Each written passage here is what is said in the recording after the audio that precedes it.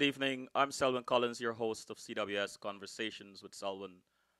My humblest apology for the time that we've started here tonight. One of the things that I try to maintain with this show is integrity, not as a moral construct, but as a universal principle. In that 8:30 we start the show. However, I have been trying to develop a technology or introduce a technology that will allow those who have Apple products like iPads or iPhone to be able to consume the show. And I thought that our streaming company would have had that straightened out today. And regrettably, that doesn't seem to be the case. I had to resort back to the old form of streaming. So our humblest apologies. I am going to make an introduction and then I'll take a break and try to reach Dr. Sadlier, and we will have the show. Thank you so much for your patience. Those of you who are joining us for the first time, CWS, the goal of CWS is to have conversations with people about their journey. How are they using their gifts and talents to help others? So I'm always looking for someone who has an interesting story. Saying that, I believe that each of us has a story to tell. But what I find most interesting, those who are people who are doing extraordinary things or doing things extraordinarily well, but not only about their successes in the things that they do, but how they might have overcome some of their challenges. I believe that the true character, to measure the true mettle of someone is not how often they fall and stay down, but how often they get up. To find that strength, to find that courage to get up in spite of. Saying that, I want to say that when you have an idea, pursue it. Pursue it not just for your glory at the when you meet with some success with it, but for the benefit of many of us. What we are experiencing here tonight through cyberspace, through this medium, is because someone or someone's had an idea, because this is an amalgam of many different technologies coming together to make this possible. I love doing it because I enjoy the ride, I enjoy the evolution. To see this technology come from one place to the next. Of course there will be glitches. Of course there will be many glitches. Should I stop? Should we stop? No. I believe that is by the deliberate pursuit of one's goals that makes success and makes things possible. So I'll take a break, and when I return, I will have Dr. Sadlier with me, and we will continue the conversation. Once again, I apologize for the late start.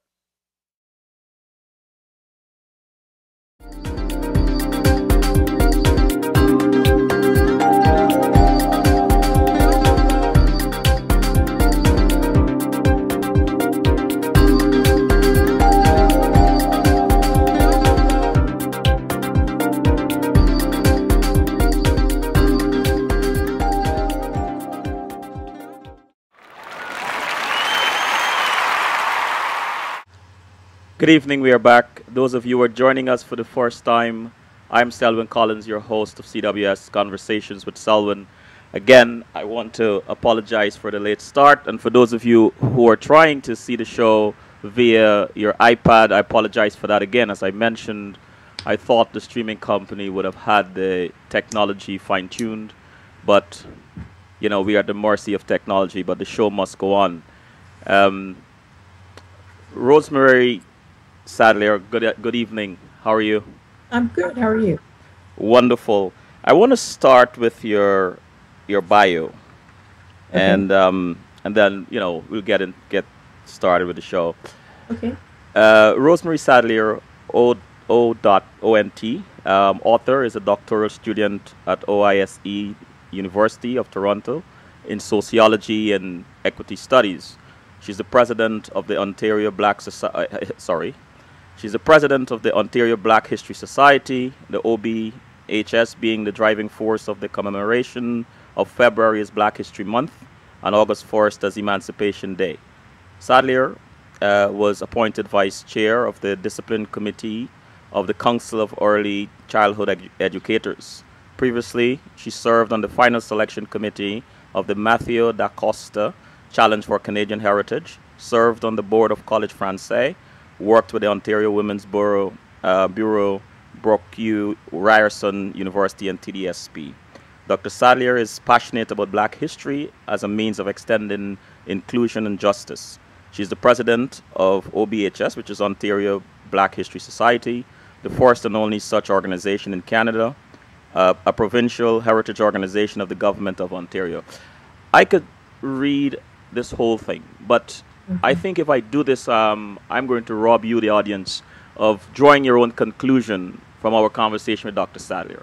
What I like to do with our guests is to, through the conversation, through the questions and answers, is to give you, the audience, give us actually, a more multidimensional perspective on who the person is. And I think the best way to do that is to have the conversation rather than to just read the bio. But I did that because I wanted to give you a Technology. glimpse into I who. hope you're still there. I Sorry? can't hear you right now. You can't hear me?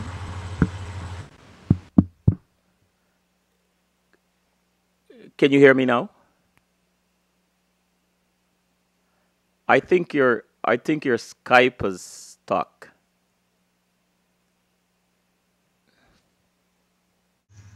So we are back. Good evening once again, Dr. Salier. Can you hear me properly now? I can hear you. Wonderful, wonderful. Um, Thanks for agreeing to appear as a guest on CWS. You are no stranger to television and radio, I understand. But this is your first time in this format.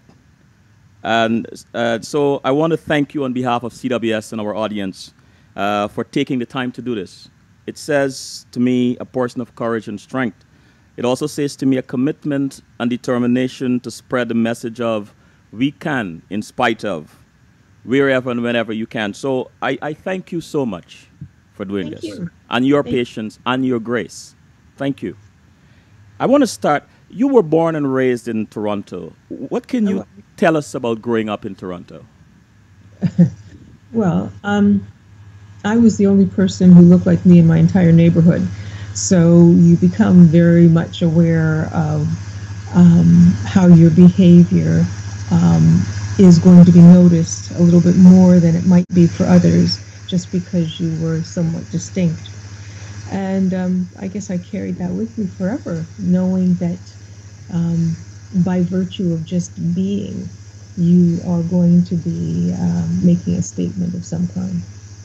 As president of the Ontario Black History Society, when you hear the word Ontario, what comes to mind? Well, like the United States, Canada is divided up in a number of regions or areas or states or provinces. And Ontario is a province in the country called Canada. I believe Ontario is also a First Nations word, but I just don't know what it means. That's embarrassing, but I realize I don't know what it means. But it is a First Nations word because obviously this was a country that we have built around and through the First Nations communities that were already here. And you embrace the concept of being proud of who we are, our heritage, and knowing and believing that we can. Why is that so important to you, and why should the black community embrace that? Well, if we don't, who will? That's, I think, maybe a starting point. We are not just me, but people in the West generally find themselves in situations where the stories, the versions of our past, the notations about people who have excelled tend to be from the point of view or focused on a particular community. And that does not always tend to include people who are of African origin, and of course other groups as well, but I'm speaking for that group at this point. So I think that it's important because we need to be mindful of who we are. We need to draw strength from the contributions that people who we hail from have made to the development of our respective countries. And we have to be future focused in terms of what our youth are going to be learning about what it means to be a person of African origin and how to use that in a positive rather than a stereotypical way. Um, and this is a little personal. Can you give us a glimpse I'm not into? telling you how old I am. I'm not telling you how much I weigh. I wouldn't dare. Can you give us a glimpse into the life of the 9 year old Rosemary? What was she like at 16? And who did she become at 30 and is becoming and is evolving into? But I'm only 29. We have a problem. Of course, of course. Uh, when I was nine, hmm, when I was nine, so many things come to mind, but most of them don't focus on school. um, I think that I was very happy and content in my family situation. Hmm. I was raised in a home with both parents and a sister that came to live with us. She was adopted by our family when my parents were unable to have any other children. So by the time I was nine, I would have been a big sister, an only child and a big sister, which was an interesting experience. Um, it was still a time when people would play outside, and frankly, people still do in my neighborhood currently, but we definitely played outside, and there were scores of kids nearby to play with. We also lived near a park, so in the summer that meant swimming and playing hide and seek and those kinds of things, and in the winter it meant skating and tobogganing or going for sleigh rides. So I would say it was sort of happy, fun. I still liked school and was happy, generally speaking, with the way things were going. 16-year-old Rosemary was a little bit different. Um, I would say that I had a different grouping of friends. 9-year-old Rosemary was very much centered around home and family. Hmm. And 16-year-old Rosemary was very much centered around um, friends and developing identity. Oops, just lost you. Oh dear. Ah, Oh, there we are. I I'm just I'm have, here. I'm listening. yes, there we go. So are you still there? Yes, I'm here. The 9 year old had a different set of friends, centered around the community, and then the 16 year old. Yes. Yeah. Okay, so 16-year-old Rosemary was connected to Black youth organizations, Uh-huh. was working on trying to come to terms with what it meant to be a person of African origin when I was had been the only Black kid at my school, in my public school, and one of about 10 Black people in my high school, a high school that had a population of about 1,400. So there were just ways of learning a little bit about African history and ways of connecting and embracing each other, and also things that I did outside of school to try to shore up that part of me that had never been reflected at school ever. Hmm. And for those who ask, why a Black History Society, or are averse to blacks acknowledging and celebrating their heritage, what do you say to them? Well, why not? um, but there should be one only because I think that we um, continue to be in a situation where it becomes too easy to um, forget that people of African origin have made a contribution.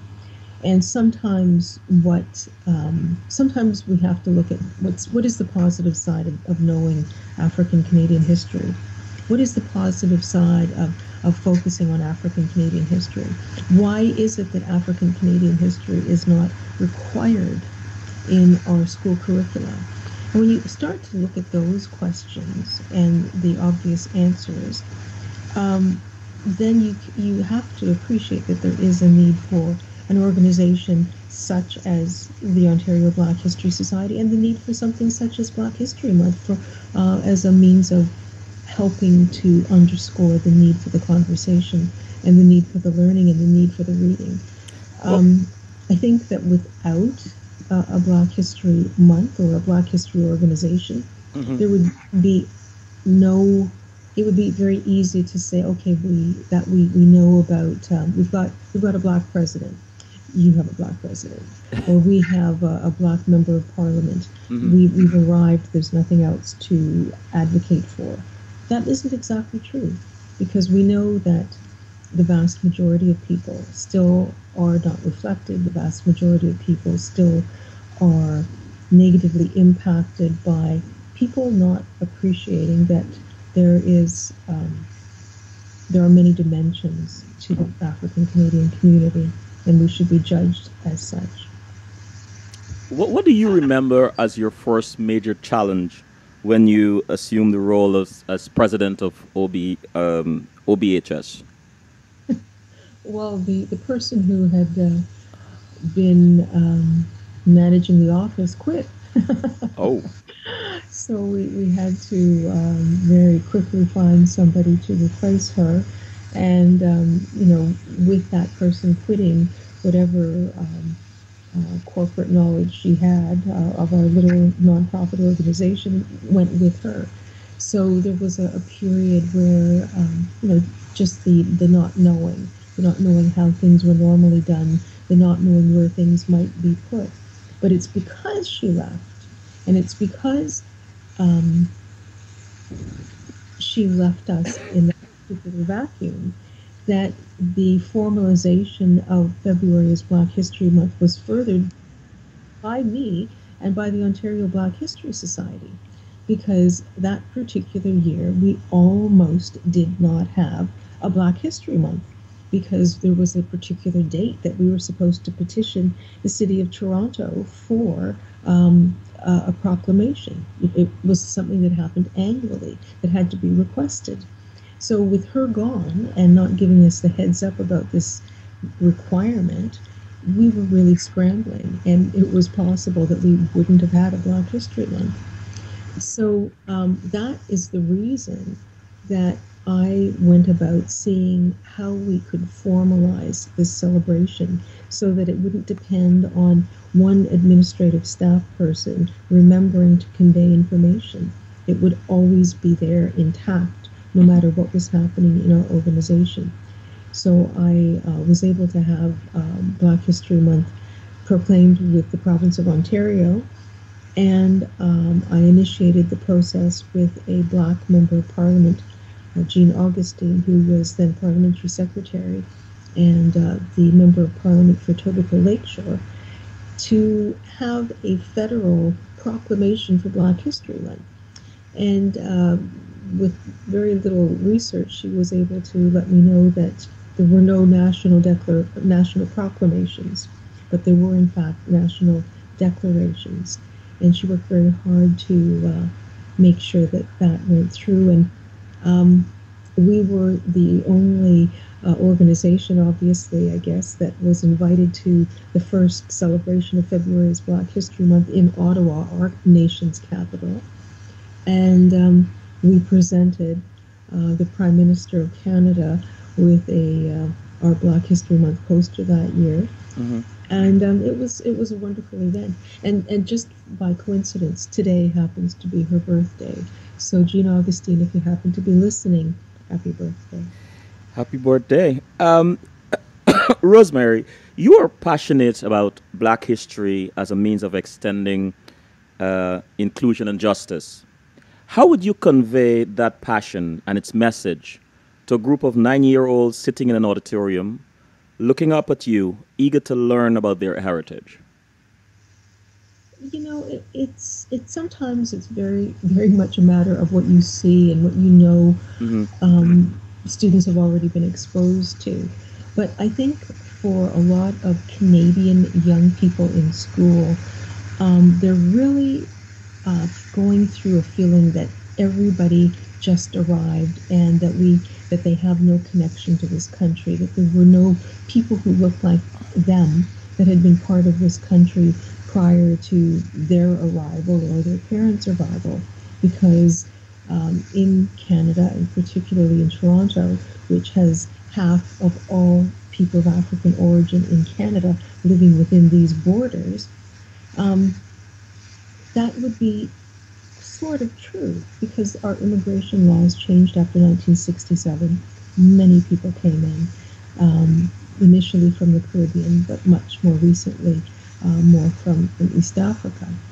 So for them to find out that this country has black roots that extend back not just a generation, not just two generations, but extend back in time in Canada to before Canada was even formed as a country. Sometimes that can be very reassuring and very not comforting, but it really gives people a feeling that they belong, that this is their country too. And so I think it's not just even an act of inclusion; it's an act of citizenship. I read that it was under your leadership that OBHS, the Ontario Black History Society, obtained the formal proclamation of February as Black History Month at the Ontario level and initiated the National Declaration in Canada, which was effective December 1995. What are some personal and professional experiences you brought to this position that made such a historic accomplishment possible? Um, I've been a volunteer for a long time, Mm. and I'm a volunteer as the president of the Ontario Black History Society. And a lot of my work has been involved with community, has been involved with other Black people in different organizations. And so I guess I brought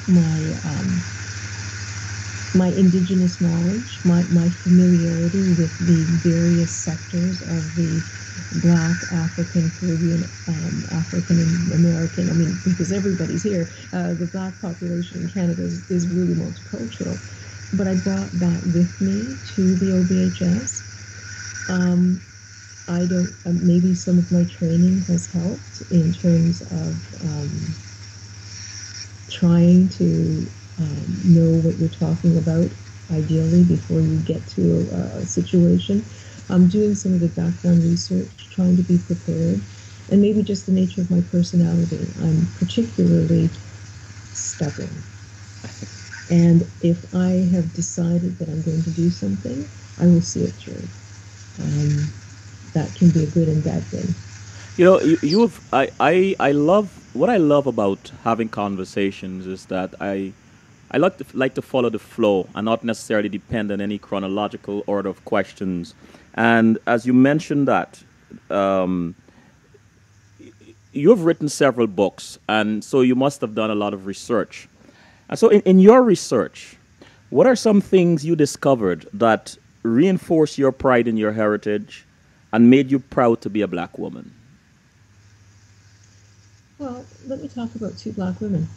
Let me talk about Harriet Tubman and let me talk about Marianne Shedd. Mm-hmm. And the reason that I picked them is because I just think that they're phenomenal people. And not only have I had the opportunity to do some research on both of them, I've also had the opportunity to meet their descendants. And so I have a sense of the historic personality, and I have the real experience of meeting descendants. And I think that what they do for me, Harriet Tubman being an enslaved African woman in the United States, living her life as an enslaved person, ultimately making herself free and finding her way to Canada, where she lived in St. Catharines for over 10, almost 10 years. Um, this woman had no formal training, which was kind of common for most enslaved people, but she was incredibly gifted with good common sense and an innate ability to read people really well. And that helped her to make her way through at least 11, if not 19 rescue missions. That helped her to determine who she could include on her rescue missions. And it also helped her um, find a way to be the only woman in United States, if not world military history, to plan and carry out a rescue mission during the Civil War, where she managed to rescue over 650 people in one go. Not too many people have done that.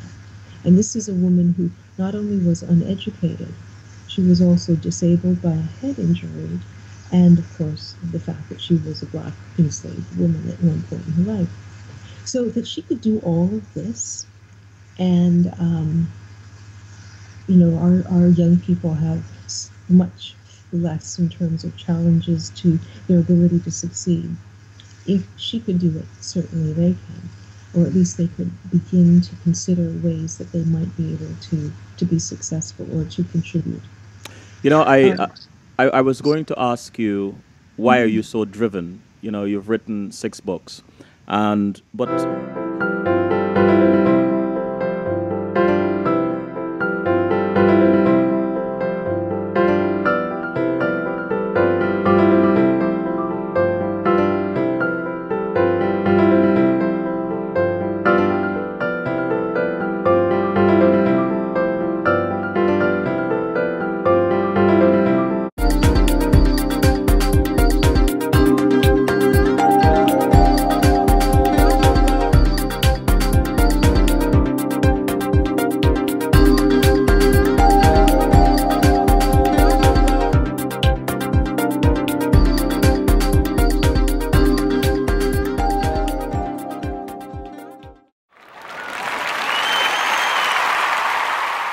we are back.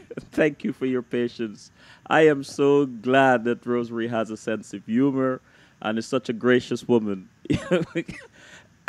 While we are pursuing technology and adapting to technology, we have to, take the different lumps and bumps that come with it. But the question I was asking you before Skype did this to us, um, in 1996, you published Harriet Tubman and the Underground Railroad, Her Life in the United States and Canada. What was the trigger? Oh, there you are. Yeah, there it Let me is. get a better shot of that. Hold on a second. There you go. What was the trigger that got you to writing this book, and what did you hope it would accomplish? Um, I had done some research earlier on and written a book about Harriet that was for younger children, and I did a lot of research, and during in the process of doing that research, I had the opportunity to meet um, a Canadian descendant of Harriet Tubman, an American descendant of Harriet Tubman, and get them to and have they reunited in in Philadelphia. It was quite exciting. I enjoyed it tremendously, and one of them being very tall and had a phenomenal voice, and the other one being rather short and kind of a fighter. And it was interesting to see those expressions of Harriet Tubman as a personality, her aspects of her in some of her descendants. Marilyn Wilkins is the person in the United States who happened to have been able to maintain some of the artifacts connected to Harriet Tubman. And they are currently, Marilyn passed away, sadly, but those artifacts I had an opportunity to touch and hold and photograph, which include a shawl that was presented to Harriet Tubman by Queen Victoria, and also there was something else, the shawl in particular, I guess, and there were some goblets and other things. But Those artifacts are currently in the Museum of American History Hmm. and in Washington, and they will be on display when the Museum of African American History finally is finished. So that was I think very important, and I also had done something on Harriet because there was a relative of mine who, distant relative of mine who lived in St. Catharines that some people felt must be related to Harriet Tubman. And it turned out that she was not. I did a little bit of genealogical research on Harriet's background, which is how I was able to find the Canadian descendant who currently lives in Canada's west coast. So it was very interesting. So this, when I had the opportunity to do another book on Harriet, I thought it would be good to make it available for general readers because so often there's excellent material in children's books, but because of the cover or because it's definitely geared to a young person, someone who might also be curious and want that information wouldn't pick it up. So it was an adult, no, I don't want to. It was an upgraded version of the book I had done for on the children's book I had done on Harriet Tubman, and it did very well. It is also on the reading list or recommended by the U.S. National Social Studies Council, I believe, and in Canada it's done very well too. Talking about that book, the kids book of Black Canadian history. What can you tell us about the ideas and thoughts? Thank you. Keep it up. What can you tell us about the ideas and thoughts that went into planning and writing such a book? Well, this book this book was a bit more of a challenge because instead of telling one story and focusing on one story and following it through, I the idea of the book is to basically tell a whole lot of very important details and stories and ideas and themes, but for the entire country of Canada. And that may seem like it's not a big deal, but Canada is just as wide as the United States. And while the population might be a little bit different, it's a big place. And to seek out some of those stories was a challenge. um, on the cover, you'll see, we're looking at a little bit of a military presence here, Civil Right. War, and also this is one whole family of African Canadians who enlisted in the Second World War, Hmm. and all came back. Um, this is Can you hold it up a little higher, please? Right. sorry, Hmm. Donovan Bailey, who did exceedingly well in track and field. And this is just a sense of the Underground Railroad and its significance for Canada. Um, and here's Marianne Shedd, the other woman that I didn't really speak about that I often do compare to Harriet Tubman. So this is a settlement in Canada on Canada's west coast, Hmm. and there are many other images on the inside of the book. But I think it's a wonderful series, the kids' book, whatever. And this, I was very honored and privileged to be able to write this book on Black Canadian history because it's something that people can refer to if they want to know more information. They can use it as sort of um, an abstract, and they can go out and they can find additional information to give them additional details about it. One of the there's a lovely graphic that I truly enjoy. Again, it's on the Underground Railroad, but the colors are so phenomenal. I'm just going to turn to that if I can find it quickly without disturbing you too much. Um, but I think it's just gorgeous, and Wow. it really does give you the sense. Now I don't know if they were quite that colorful, and we all know that people tended not to make their escapes in broad daylight. They waited for the cover of darkness. But I think that the idea, the beauty of the people, and the cohesion is really quite lovely. What what And, what what have you learned from some of the children that have read this book? And secondly, what have you learned about yourself as a mother writing this book? Well, let me answer the second question first. I think that as a mother writing this book, I was doing two things. I was writing a book that I would have loved to have had as a child growing up, and I was writing a book that I wanted my children to have and that they were going to have as a result of my work. Um, when you realize that you can be in a classroom, you can go through an entire school, um, like from kindergarten to grade 8, and never really see much that reflects you. Hmm. It was very incumbent upon me and I think many other black writers to try and get something out there that would be accessible for the kids. We want to develop these habits of reading and researching and feelings of pride and curiosity. We want to start that early. You can't wait until somebody's in grade 10 taking African American history. It's too late. They need to start sooner. Yeah, in your research and interactions with blacks from places like the United States and the Caribbean, what are some cultural differences that stood out that we can use as a glue to unite us? I think um, I think that that's a tricky question. Obviously, there's so many things that we can think about in terms of the differences, in terms of the music and the food, and the little jokes that we have about pronunciation with particular accents. Mm-hmm. But I think that at the end of the day, um, no matter what the accent, no matter what the music that touches your soul, you know, over other music, no matter what the your preference in terms of a look or might be.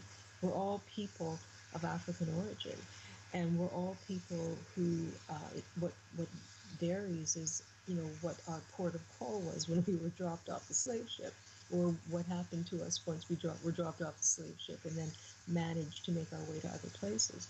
That's what unites us. We come from that common place. We Mm-hmm. come from a continent. We come from a number of different countries in that continent. And in those countries, we excelled. And in those countries, we built. And in those countries, we had um, people in all kinds of professions. We come from a place of um, learning. We don't come from the current vision that most people would have of Africa, which is underscored by all of the very good work that is being done in areas where there are crises that are caused by so many different factors. Um, but the reality is, Africa is more than this image that we think we know of it. Mm-hmm. And to remember that and to know that there was something more many generations ago is very important. Well, That's what unites us. what do you believe most non-blacks do not get about blacks' passion about their heritage and the black experience? Sorry, what can make people No, passionate? no. What do you believe most non-blacks do not get about blacks' passion or blacks being passionate about their heritage and the black experience?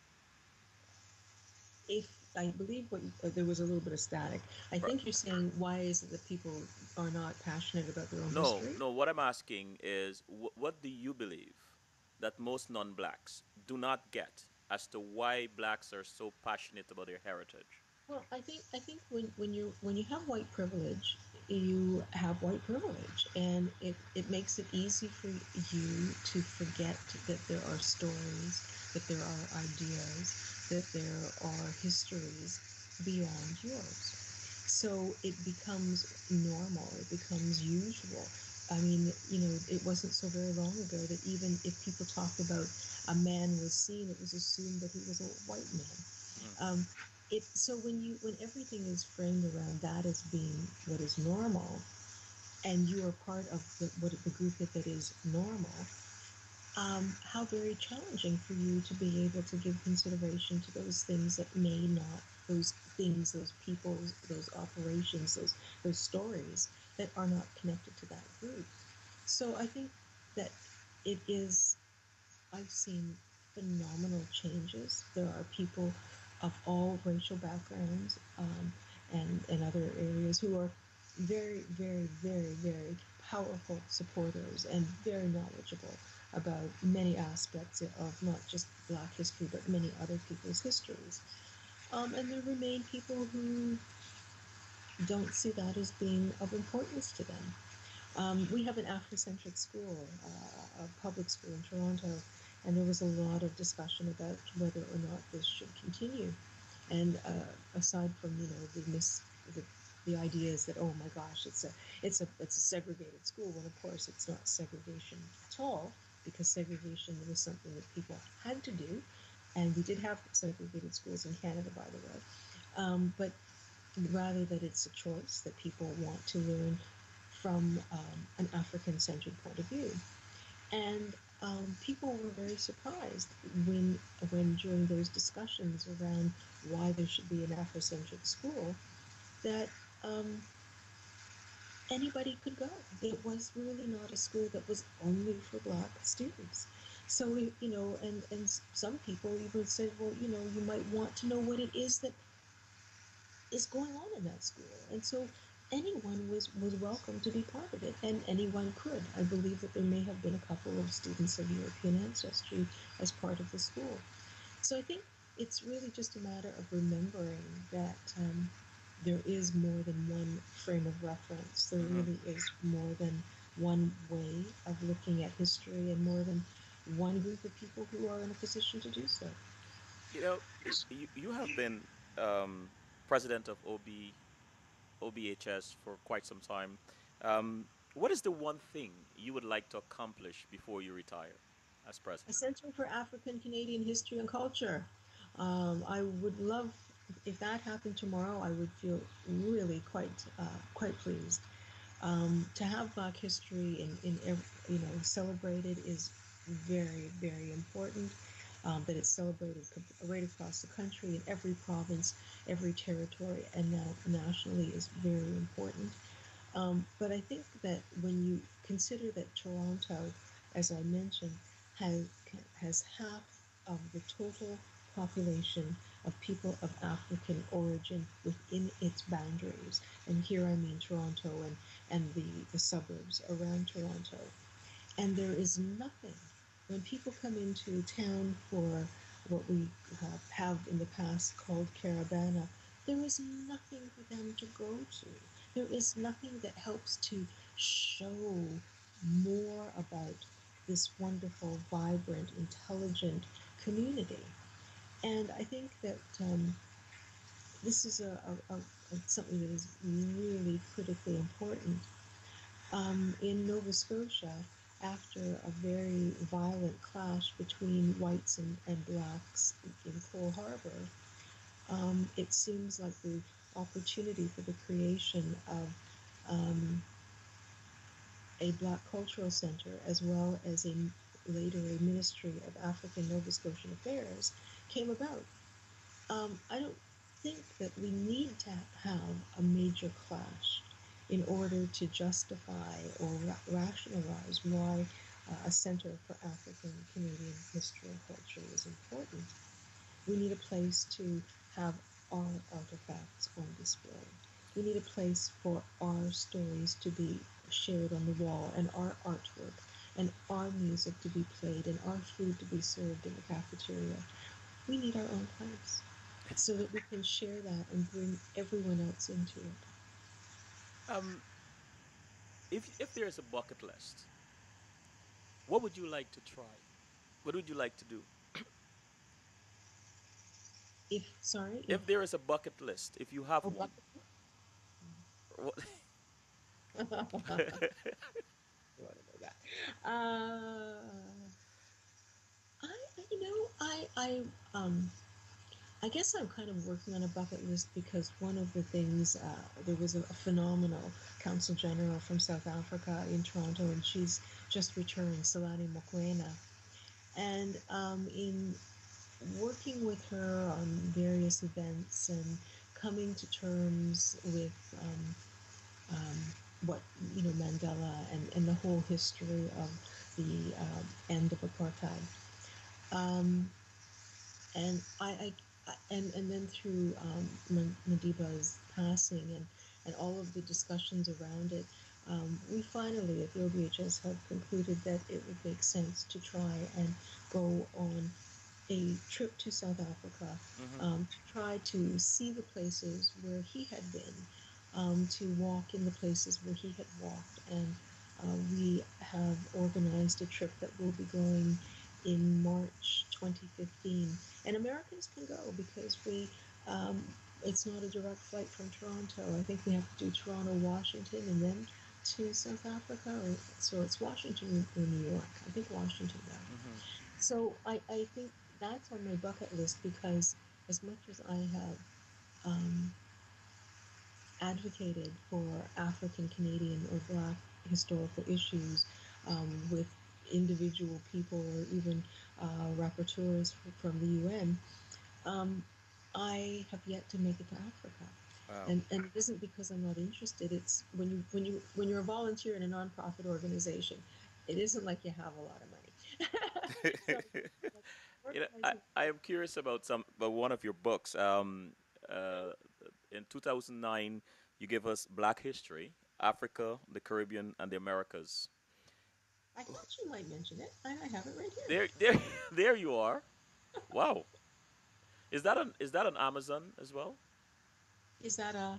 Is it on Amazon? Can it be purchased on Amazon? I believe it's possible, but if not, the publisher is Emond Montgomery Publications, and I will leave the details with you, Selwyn, so that should anybody be interested, they can get it. Okay, wonderful. Just for what it's worth, this book, because of the way books are purchased in various places, this book was on the homepage of the government of Nova Scotia. It's in every school in the province of Nova Scotia, and it's in many schools in Ontario, but they buy books differently here. So I didn't write this one on my own. I was a consultant for the book, and myself and these other wonderful people also contributed to it. But I think it's a really very useful volume. I just randomly opened a page here just so that you can see Hmm. how it's set up. It is set up to make it user friendly for educators. Um, but I think that what is wonderful about it is that it really does encourage uh, application of the learning, and it gives you the means to apply what you have just read. So it's not just a one-off, you read it and then you don't really know what to do next. For maybe middle school, high school, and I think in the very few pages that it is, I think it does an excellent job for middle school, high school reader. Um, do you have any female heroes, and if so, who are some of them? Um, in terms of historical figures, I do love truly Harriet Tubman and Marianne Shedd. I think what they were able to accomplish, given the fact that not only were they, black women, but given the time frame, is just phenomenal. And I didn't talk about Shedd, but just quickly, she was the first woman to complete her law studies at Howard University, but they didn't let her graduate. They let someone else do that first. But in Canada, she ended up becoming the first woman. Actually, this is a North American record. The first woman to found and edit a newspaper, which was called the Provincial Freeman. Wow. So, and she was a colleague of Frederick Douglass, but she just didn't get the same kind of attention. And I think in part it's because of the nature of her personality, but also because she was a woman. And so women just weren't supposed to be doing certain things. And so the stories about Douglas are told much more than the stories about her. You. But I think in terms of modern people, Mhm. there's so many, but I would have to say I truly appreciate my mother. I think that She certainly, while she never had the opportunity to go to university, she also was grounded in extremely good common sense Hmm. and did what she could to help to prepare me for being a contributing black woman in Canadian society. What is the fondest memory you have of her as a child? Of my mom? Yes, of your mom. Yeah. Oh, there's so many, but I guess um, just the usual, with the grooming, the things that she would make that I enjoyed eating, going on trips with her. We were, seemed like we were always going somewhere. The train was her friend. She didn't drive in those days. Um, and the feeling, I mean, and she had a very different personality in relation to my father. So I guess the feeling of being embraced and supported. Maybe those are the ways. you know, y- Um, Sorry. okay. No, you shared a quote with me. I didn't get to put it on the ad. Um, but it says, "Not for ourselves, but for others." Do you remember where you first heard that, and why it resonates with you so much? I don't, but I think that, um, I think it's very hard to not acknowledge her behind me Hmm. because um, she certainly, I mean, when you're melanin deprived, uh, you need a little extra help sometimes with that. And I think she anticipated what that might mean for me and helped to prepare me for dealing with some of the crazy questions I would get. And that is not because my father is of European ancestry. Both of my parents are of African ancestry, Hmm. but one of them was just a little bit more melanin deprived than the other. Consequently, I am too. That's a very nice way of putting it. You have participated in many forums and conferences on Black heritage, Black history, and so on. You have spoken in the Caribbean, Trinidad, and Curacao, and the United States, and so on. Um, when you travel abroad, whether it's in the United States or in the Caribbean, Um, the fact that there is an organization called OBHS, how what impact do you believe that makes um, in the collective effort to preserve, to acknowledge, and be proud of our heritage throughout the Black diaspora? I think it's critically important. I think that when wherever I go, not because it's me, but because it's the message. I think that it's really important for people to know that um, there are things happening globally. And when you come to conferences or when you have the opportunity to speak internationally, it's an opportunity to really be able to say, this is what's happening where I'm from. And this is how it connects or relates or is similar or not similar to what you're doing.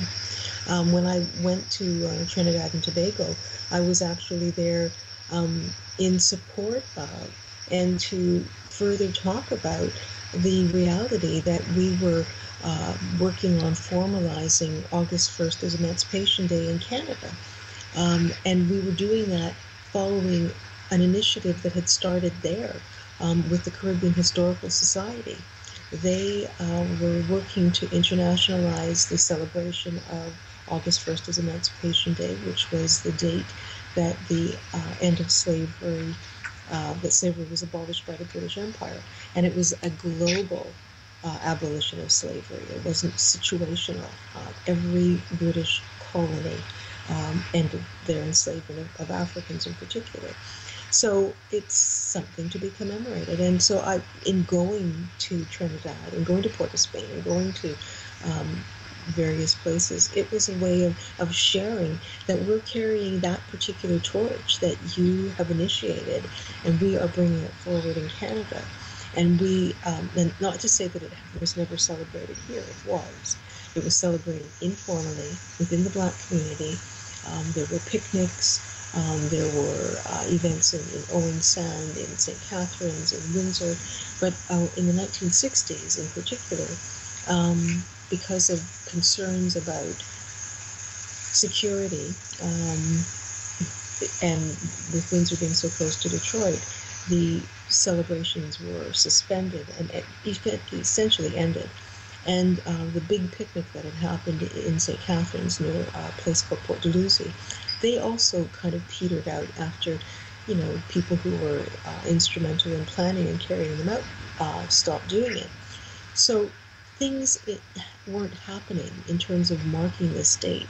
And when I was approached, the OBHS was approached about doing it in conjunction with the Caribbean Historical Society, we did. And we were able to have August 1st as Emancipation Day passed with the City of Toronto, with Metro Toronto, with the City of Ottawa. And then a few years ago, on the very first unanimous bill passed by our provincial parliament, to have August 1st proclaimed as as Emancipation Day by all of Ontario. And more recently still, we've been able to marry that particular commemoration with Simcoe Day. Mm-hmm. And very quickly, Simcoe was our first Lieutenant Governor of Ontario, and he also passed legislation, or had legislation passed, that ended slavery, but not quite. It ended the indenture of white people, of European people, but it didn't completely end slavery. It put a term on it so that the enslavement of Africans would be effectively over by the time they reached 25. But there were still, I'm sure, a few people of African origin enslaved by the past time that the our emancipation went into effect on August 1st, 1834. So all that to say that the international is not so much that it's disparate pieces, but it's rather connected pieces and pieces that work in support of each other. Mm-hmm. And we've been very lucky to be able to do that. Wonderful. Having written 6 books or several books, what still surprises you about yourself as an author? Well, it says that I value children, I think. I think it also says that I know what I was missing when I was a child. I mean, from this vantage point. At the time that I wrote my first book, my children were young, and very young, and I was able to write the books as if I was actually just telling them the information. And if I put myself in that mindset, it was very easy for me to write them. I like that. What advice do you have for young people who want to pursue a career in writing? Find what you're interested in, because the edits will kill you. You mentioned your children and they were young when you wrote your first book. Is there a particular story your children always tell about you? That they always tell about the stories I've written? No, about you. What stories they will always tell about you? Tell their friends, their families, whatever.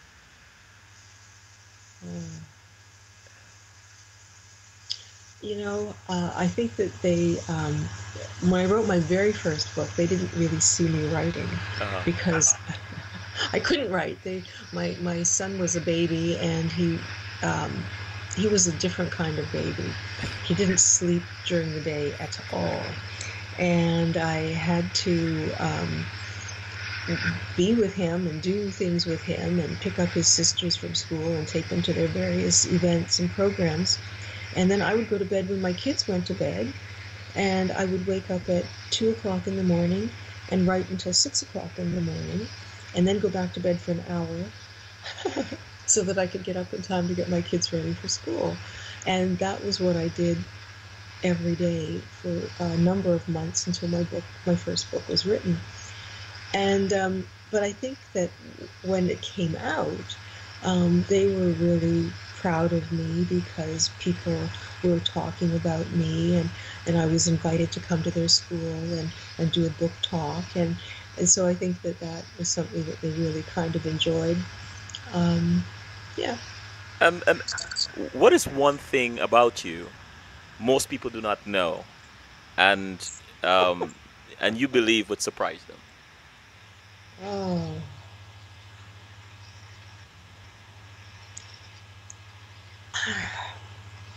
I think that I grew up thinking I was shy. Shy? Mm. Mm. And I am in a way, but I'm not shy. I think that when it comes to um, certain things about myself, I find it very difficult. But when it comes to talking about issues that I'm interested in, I will be in anybody's face to do it. So I was very surprised when I was doing, and I didn't really think about it, but I have a couple of degrees. One of my degrees is a teaching degree, and when part of the process, they wanted us one day to, I think it's called a Myers-Briggs Mm-hmm. personality test, Yeah. and took it, and I was sure it would, tell me what I already thought I knew about myself. And what it told me was that I was not the person I thought I was at all. But I was much more. I wasn't that shy person that I thought I was. And I had to think about that because and I had answered the questions truly, and if this was a fairly accurate test, what was that really saying? And why was I that? Why was I the way I was? And I think that, it means that there may have been another level, another series of things that inhibited me from fully doing certain things. And I think that that's part of the legacy of being the only black kid in a neighborhood. Mm. Uh, you are more than aware that you always are noticed.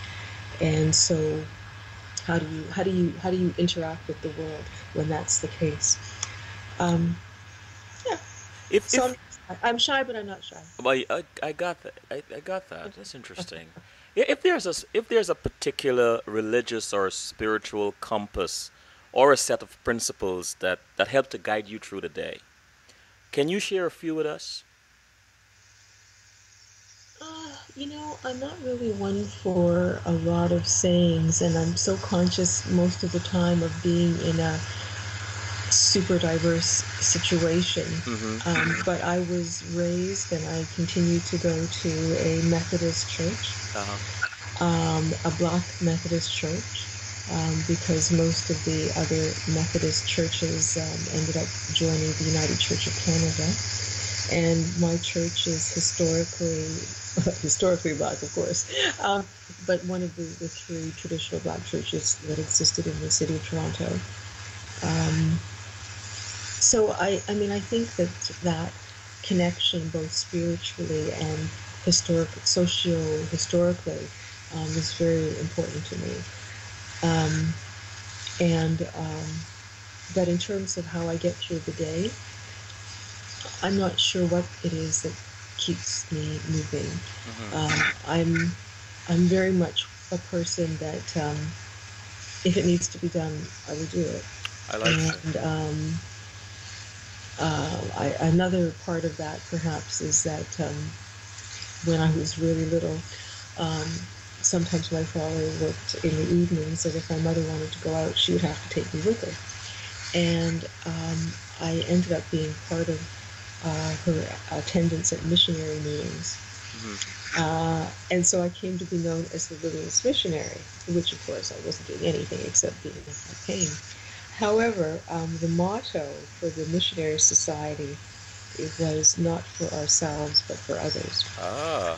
And I don't know, maybe I internalized that a bit, but yeah, I that's very meaningful to me because if you're not being of service to others, then what are you doing? If you're only about yourself, then what's the point? You know. You know, you're such a busy person, the president of OBHS. author, um, educator, all these things. And I want to know, I would like to know, how do you find time? How do you balance all of that with leisure and time for family? Well, February is obviously going to be a bit busier than other times. Although I am black all year, February becomes the focus. And I think for me, I get a lot out of what I do in February. There's a lot of social interaction. There's a lot of opportunities for being part of cultural events. It's very satisfying. And during the rest of the year, it's a little bit slower, a little bit different. And much of what we do as an organization is under the radar, but we're also dealing with student groups and we're going to conferences and what have you. So I think for me, the balance, after this many years has been sort of achieved. Make sure all my laundry is clean on January the 31st. Make sure there's a lot of packaged food or easy to prepare food items during the month. But very seriously, I think that when you're doing something that you wake up looking forward to Hmm. every day, it really does. It doesn't matter. It makes it very easy to continue. I have a two-part question. When are you most happy, and what are you most proud of? Um, if you depends on what time in my life you asked me that question, but at one point maybe I would have said it was my children. At another point, I might have said with the creation of my first book. At another point, it might have been with the realization of, February is Black History Month across Canada, or August 1st as Black History Month in August 1st is Emancipation Day in Ontario. We're still waiting to have that as a national commemoration. I think but I guess it comes down to seeing those things that you are interested in, that you're passionate about, seeing them take a step Hmm. forward. And I've had the opportunity to see many things that have been of importance to me move a few steps forward. And I'd love to see them move yards and miles and kilometers forward, but few steps might be all that I'll have the opportunity to witness. I like what you said a few moments ago, when you're describing how you function. A little bit about how you function is that when there's something to do, you do it. And so I asked this question. Said, suffer the little children to come unto me. Every day, more than 30,000 children around the world die of preventable diseases. More than 300,000 children are being used in war as child soldiers. Lord have mercy. A child should be loved. A child should be held. A child should be clean. A child shouldn't smell. A child shouldn't go to bed.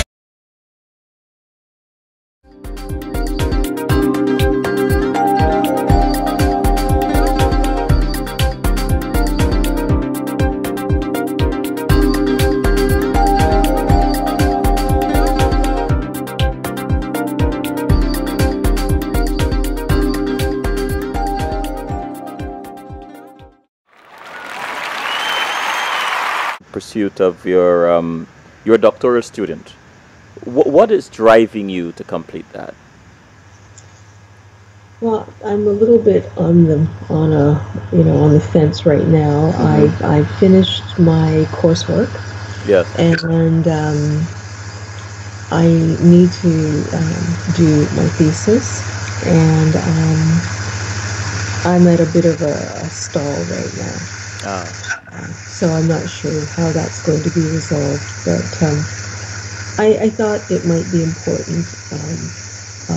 The reason that I went into OISE to obtain my doctorate was because I thought it might be important for several reasons. One, just in terms of greater information for myself, greater skills and techniques and what have you, um, that it might help me in obtaining a job that paid, Mm-hmm. and that it might also help me in terms of running the Ontario Black History Society, which is a provincial heritage organization. So those things continue to be true, but there are challenges in being a doctoral student, and unfortunately, some of them revolve around funding. Funding, yes. Um, uh, Finish this sentence for me. Um, I look forward to Sunday evenings too. Getting a good night's sleep. Good night. uh, Minimum 6 hours is awesome, but 7 uh, what is the one thing Rosemary cannot do without? coffee, Huh? coffee. Coffee. Mm. Oh, that's interesting. Yeah, at least one in the morning, at least one. At least And one. then I'm good. Yeah. Looking back, if you had a chance to change anything about your education or your approach to life, what would you change, if anything? Yeah, I've been thinking about that a lot. I don't know that I would have changed anything. I mean, you never know what's going to happen. But I think I've had some phenomenal experiences. I've had the opportunity to meet some phenomenal people, including even, people who are in my life on a personal basis. I've had the opportunity to participate in really phenomenal events and see literally history unfold. And maybe if I had made some other choices, I wouldn't have had that opportunity to do those things. I like that. I just have a few more questions for you, and we went over because of the many glitches and so on. And so I thank you for your grace and kindness in you know giving us some more time. If you could go back in time, talking about time, what would you tell that 16-year-old girl? What would I tell? What would you tell your 16-year-old self if you could go back in time? What would you say Oh. to her? um, hmm. Hmm. Hmm. I would tell my 16-year-old self. I don't know. Well, I just had this image. Let me share this with you. Uh-huh. When I was maybe 15 or 16, remember I went to a black church, okay? Yes. And I was in a part of town that was perhaps considered a little bit on the edge. Mm. With a bunch of friends. I wasn't there alone. It was very early in the evening. It was maybe 6 o'clock. There was still light. And I'm trying to be very cool because I'm with my cool friends, so I have to be very cool. And all of a sudden, I hear somebody screaming my name, which is not cool in the neighborhood I was in. And I look up, and about half a block away is a policeman that I knew who went to my church. And he told me, "Go home! This is the neighborhood you should be in." So, he really took the cool right out of that moment.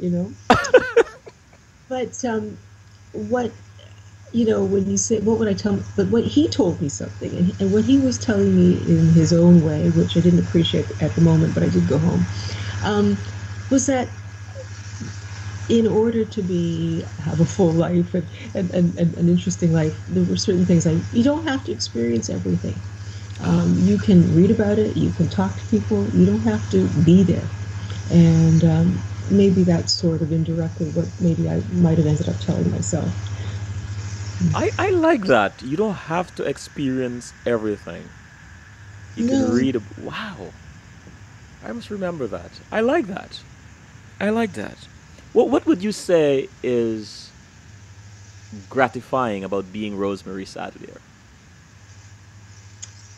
Um,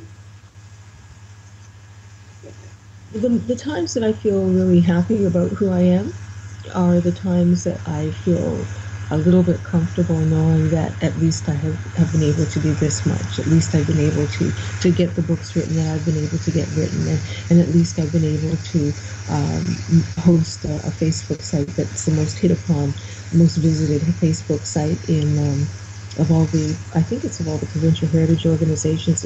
It's one of the top performers. So that's very gratifying. It's very gratifying to know that um, I have three wonderful children who, despite my February disappearances, managed to be reasonably okay.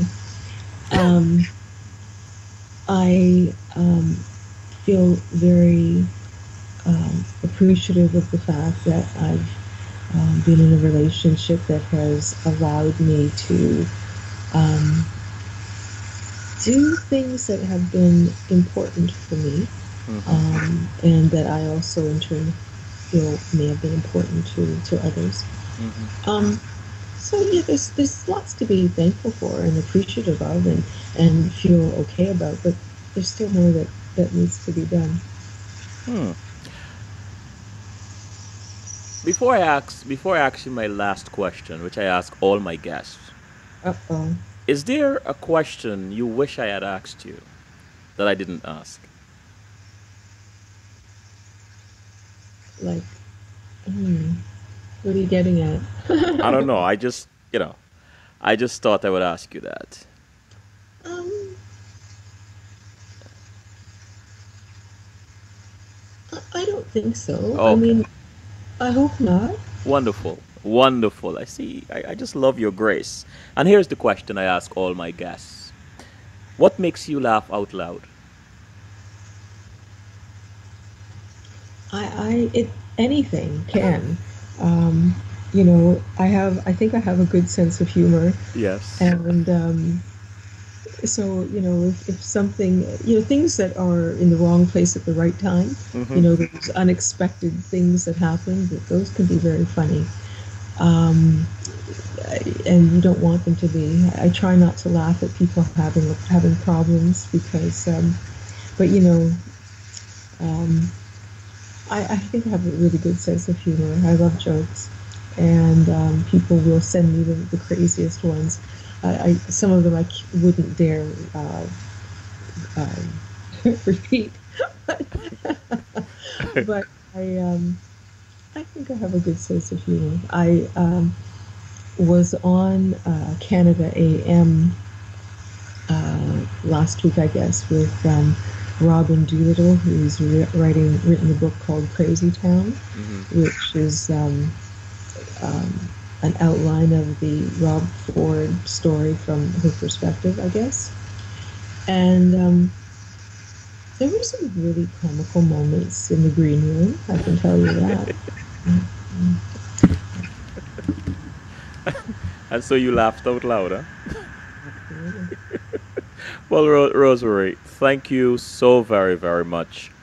Thank you for your patience and your kindness, and you've given so much tonight, and I have come to understand, really understand, why you're so effective in your capacity as the president of OBHS. Um, you're brilliant, you're kind, you're gracious, and like that, I admire that a lot. Thank you so very much.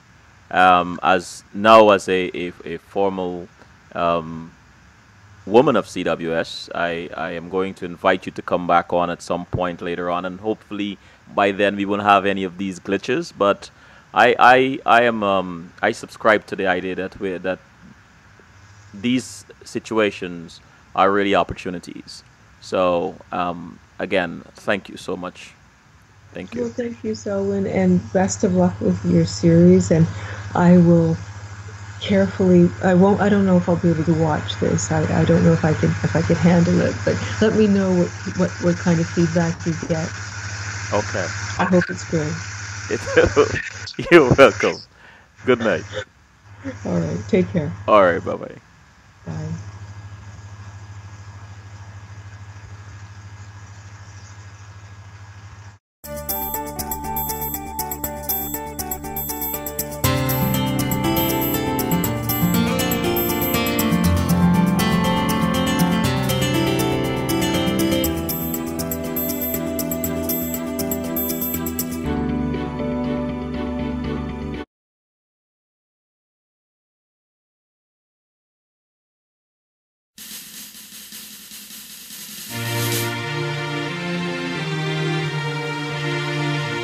Arrowhead,